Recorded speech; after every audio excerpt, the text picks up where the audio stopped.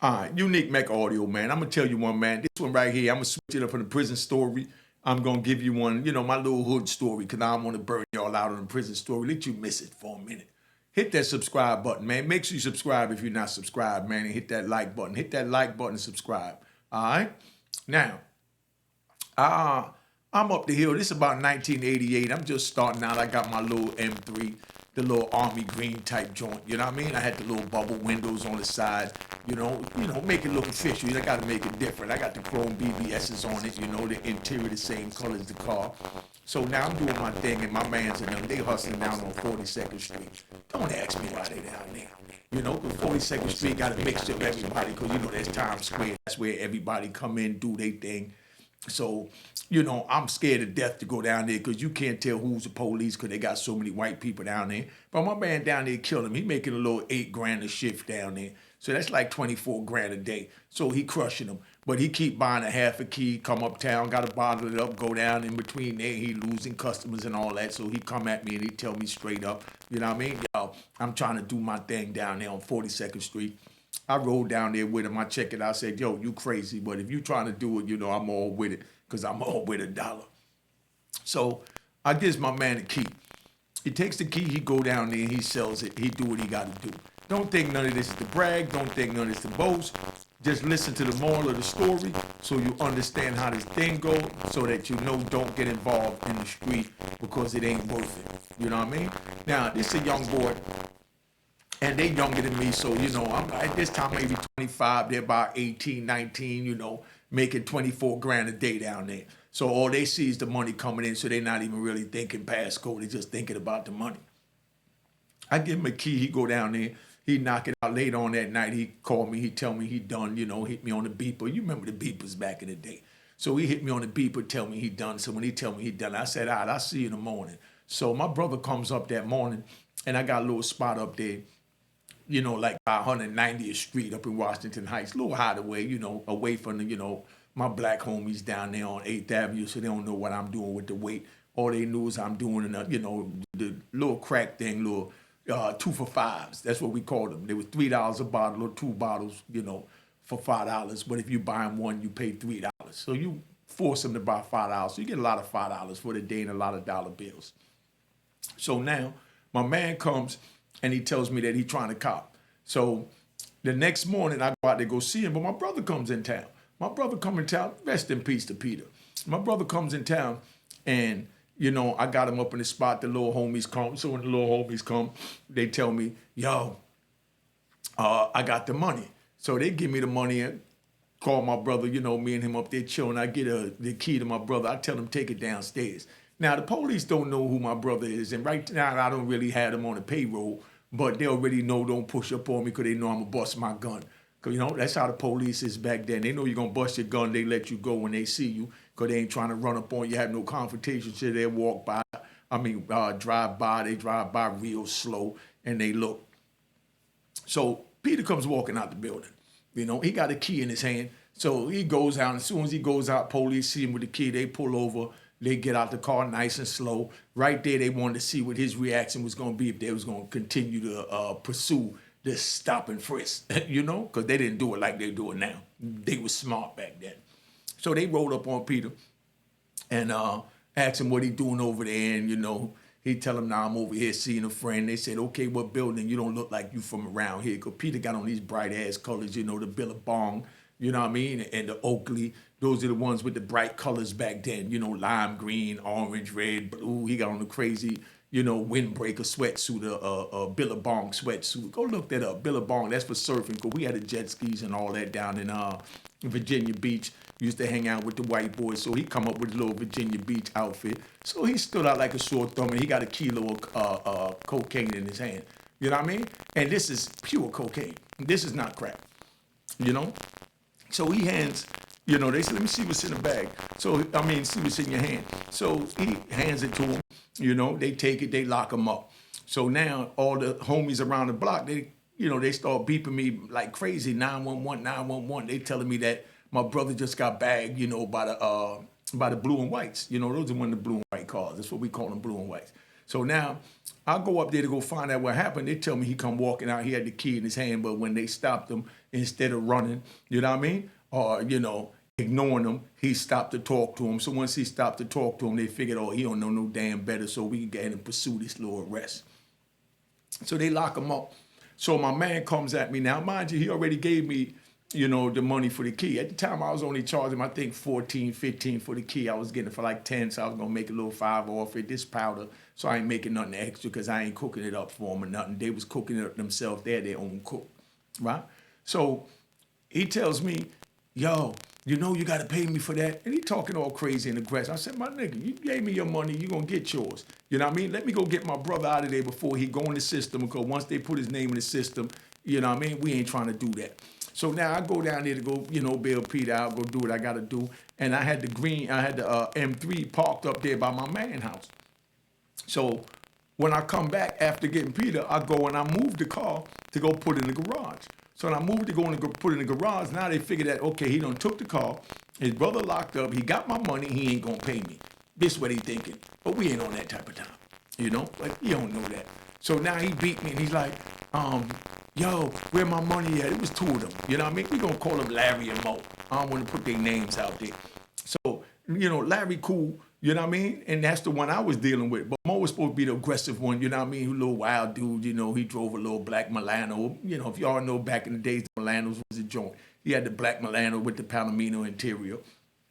So, Larry calls me and I tell Larry, nah, I'm going to take care of that, you know what I mean? Let me deal with this with my brother. I'm going to get back at you. So now he calls me and he told me to meet him up there on the block. So I go up there and meet him up on the block. You know what I mean? We up there on Amsterdam and like 179th Street, right there where the hill go down there to the Colonials, to the Polo Grounds and back to my little neighborhood. So I'm up there and I walk up the hill.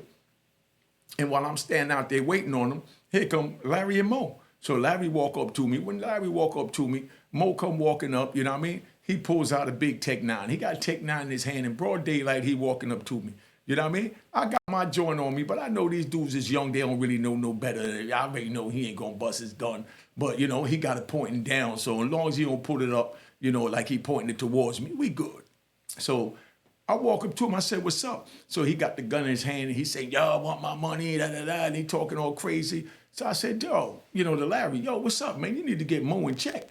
You know what I mean? He telling Mo, yo, chill out, you nigga ain't on that type of time. You know what I mean? And, Larry talking him down. I'm sitting there looking, and I'm itching to just pull my gun out and just blowing his face off right now. None of this is brag. None of this to tell anybody, go out and try this. This is why I'm telling you, don't do it, because this is when something simple could go wrong. So now, when he tells me that, Mo puts the joint down, and I tell him, yo, hit me up later on. I'm going to call you. You come down and, you pick that up, So when he come down and pick it up, I'm down there in Grant Projects. I got a little, spot down in there, a little apartment, somebody I'm chilling out with. So when he called me and telling me he coming, I said, I bet. So I meet him downstairs. So when I go meet him downstairs, he run into one of the homies that he know. So now he run into one of the homies that he know. And he talking to him out there, and I come walking down. I got on the MCM Dapper Dan jacket with the big pocket. I got the little 380 in the pocket, and I got my little homie with me, So I walk down there. I say, what's up? They already talking. So while I'm talking, and, tell him, yeah, I got the money in my pocket. I got a little 15 grand in my pocket. I got the Dapper Dan wide pockets. I got that on me. So I go down there to give him his money. You know what I mean? Because they're good kids, man. They're good kids. So I go down there to give him his money. So when I roll up, I pulls out, one of the stack, with the 5 grand in it. So I pulled the joint out to go hand it to him. And when I went to go hand it to him, I seen a bulge in his jacket. He had on one of them double-breasted leather jackets with the fur on the inside. So I knew something was up, you know what I mean? Because I seen the way it was bulking out. Remember, he pulled the Tech 9 out earlier, but he ain't pointed at me, so that's why I let him live. I should have did him in, but, I know they was young. They didn't really know what they was doing. I got another story to tell you about that. I'm going to do a little hood joints on this. So when I see the little joint in them, I go and I pull the money out, I like my props. So I pulled the money out, and I said, yo, here. So when he went to reach for it, I pulled out the 380, and I throws it in his man head, because they had a third dude with him.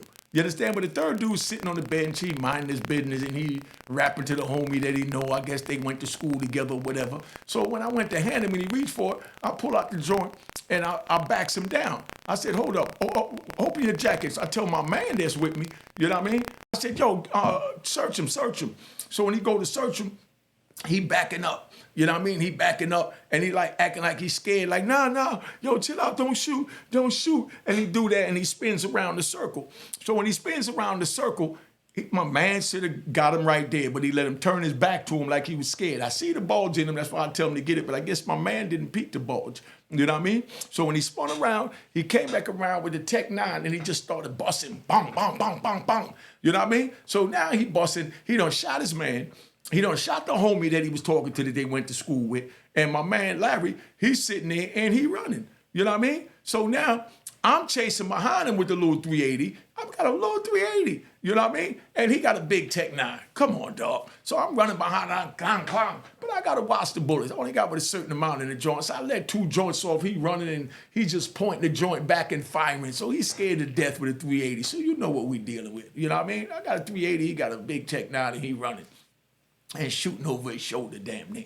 So I chase him up the block, you know, right over there at 125th Street. So I'm chasing him, he running on through the crowd, and, you know, we shooting with the crowd out there. So that's why I say don't get involved. That's how somebody get hit by a stray bullet, you wind up with a case, all that over a little punk-ass 15 grand. So this is what go on.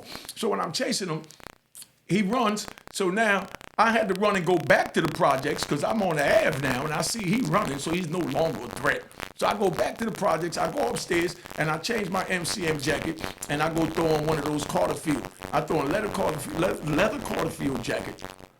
And I put both 9mm in my pocket because I'm looking at it like now he done totally violated. You know what I mean? So I shoots over there, you know, to the hospital. So when I go over there to Harlem Hospital, you know, where they at, because like I said, you know, he done shot his man with a stray bullet. That's why I say don't do it, youngins. He done shot the homie that he went to school with. That's why I say don't do it, youngins. Hit that like button and subscribe, man. Hit the like and subscribe. So now after he done bust him, I rolled up in the hospital. The dude he shot's mother's there. That's the homie that he went to school with. His homie that got shot, his mother's there. And I roll up in the joint. So I roll up in the joint, I got the joint, but I'm going to go, you know, check up on what's going on. You know what I mean? Because somebody else got shot that was cool with us. So I went there for them. But they got all 3 of them on the same floor. I walk up in the joint, and there go dude that had a Tech 9, but now he ain't got nothing on him because he in the hospital looking scared because he done shot his homie. So I rolled up in the joint, and I see him, and I'm ready to pull out on him. So when I go pull out on him, the homie moms that I know, you know, she tells me, yo, chill out, don't do it in here, don't do it. You know what I mean? They told me what happened. They don't want no problems, You know what I mean? I said, yo, I was trying to give him his money and he was acting crazy. So moms was like, yo, come on, Unique, please don't do this in here. Please don't do this in here. It's bad enough my baby got shot, your man got shot, the other homie got shot. Too many people got shot behind this. You know what I mean? But they know it was him that shot him because that was a big Tech 9. I got a little 380. 380 bullets is little like this, just enough to pop a nigga in the ass. You know what I mean? So now, you know. Mecca what? Mecca audio. Now I got to think for these dumb dudes. You know what I mean? So we up in the joint, and I'm talking to them, and they apologizing, telling me what happened and all that. So now I'm on my gangster time. So I tell them, you know what? Now you're not getting nothing. I try to give you money. You try to go through all that. So now here come Larry talking to me. Yo, you, that's not me, man. You know what I mean? That was him. I didn't even know he was going to bring the tech. I said, so you come down here with him. I see the bulge. You telling me you don't see the bulge and you don't know what's in it. I said, I ought to shoot you in your face. You know what I mean? For even bringing him over here to Grant. You understand what I'm saying? So he's like, nah, I'm telling you, it ain't like that. I said, well, I'll tell you what. You know what I mean? Now y'all ain't getting nothing. So he's like, come on, you, man. Don't do us like that. Don't do us like that. We was working good together. I said, then why your man do that? So he's telling me, yo, but you know, he don't really know no better. He's used to people trying to get over on him because somebody is, asked him if they could drive his whip one day. They went to drive his whip. They drove off, and they had to call me to tell me that dude took their whip. You know what I mean? Because I drive by and I see him. They ain't call me, but I drive by, I see him out there. I'm asking, yo, what y'all doing out here? He said, no, let dude test ride the car, and he ain't never come back. I'm like, well, how long that's been? He said, 3 hours. I said, so you out here 3 hours waiting on dude to bring back your car that you let drive your car? I said, come on, what type of sucker time you want? Just so you understand what we're dealing with. You understand what I'm saying? So now we over there on 7th Avenue and, you know, like maybe 120th Street. So I'm telling them like, yo, my nigga, I'm gonna go get, I know who got it. So, you know, it was some dudes over in Foster that he let drive the car or whatever. So I go over there and get the car back for him. So I always look out for these kids. You know what I mean? This even before we started working. That's why I started working with them. I knew they was getting a little money, so I knew they could handle it. So when they told me at the spot down on 42nd Street, I jumped in the whip, went down there, see it. I seen all the white people. I already knew they was scared to death. I ain't trying to hustle down there, but if they want to do it, they can do it. And I already know these dudes is thorough. They ain't gonna tell nothing. Cause that's one thing for sure. They wasn't telling nothing. So now, he telling me like, you come on, man. So I want to tell him, all right, this is what I'm gonna do. I'm gonna give you your money, man. But from now on, when I deal with you, don't bring this dude. If I see this dude again, I'm telling you, I'm gonna shoot him in his face. You know what I mean? So you got that. So dude trying to apologize, you know, shot people, you understand? Somebody who your homie, and your aunt, and you came down here with, and you're trying to apologize. It don't work that way. It starts to boom. You know, so it is what it is. They want this thing and one of these got knocked down on 42nd Street, and they want to hustle down there. They want to hustle down there and like North Carolina or something. So now they call me, they want someone from North Carolina. You know what I mean? So now here they go. They want, you know what? I'm going to stop it here, man, because it's been long enough. I just wanted to tap in, give y'all a little, street story real quick. So that's what it is, man. If you want to know part 2 what happened in North Carolina, how they wound up getting knocked, they wound up in the feds. I ran into them in the feds. And you know what I mean? Now we want to laughing at that. By the time I run to him in the feds, I'm still only about $1.50, $1.60. And this dude like every bit of 230, 240. He the strongest thing in the compound. All he drinking is homemade protein shake because he work in the kitchen. If you want to know the rest of the story, hit the like button, Cash App on the screen. Don't forget the Cash App. That's like you tip it anywhere. You know what time it is. Cop the book of Raw in Harlem. Let me go on and tap out and just let me bring everybody back in here. And I'm going to do what I got to do because it is what it is. All right? Hi guys, welcome to Platinum Cuisines. We're located in Freeport on the Nautical Mile. Just wanted to introduce my partner, Amy. Hi guys, how are you? And this is my sister-in-law, Diana, another partner. I just ask that you come support our minority-owned business. We serve Asian fusion, Caribbean cuisine, and we have a beautiful restaurant located on the Nautical Mile in Freeport, New York. And we're asking that you come check us out and also make sure to tune in to Mecca Audio TV.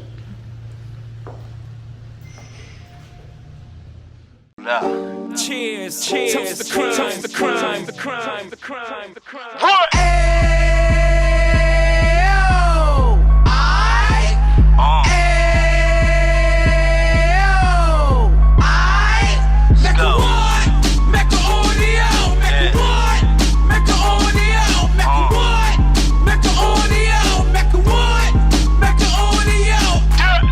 Fresh out the can of 26, he back on the strip, getting back in the mix. What he mentions a gift. You stand up 10 toes down, and I suggest you pay attention to this.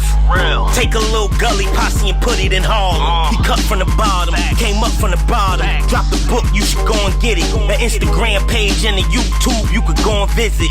Then you could consider yourself LinkedIn. Sit front row and get Jews from a kingpin. How he went through it, so you ain't gotta go do it. To not pay attention would be stupid. Talking about a man that probably put your grandfather on. Probably the reason that him and your grams got along. A man that generated millions on the block, did his time, never squilling to the cops, Mecca Audio.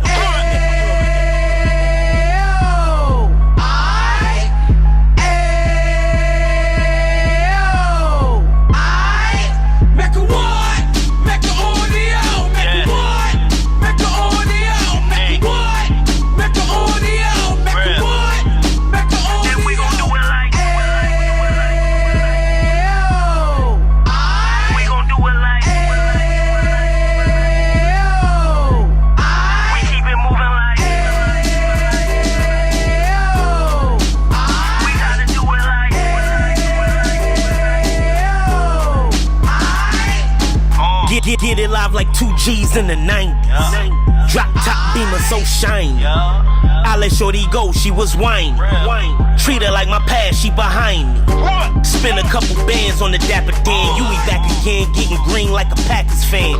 No cap, it's a roaring uptown. They be horn uptown, Dominican bust downs. Now we on the positive, you we got a lot to give. Now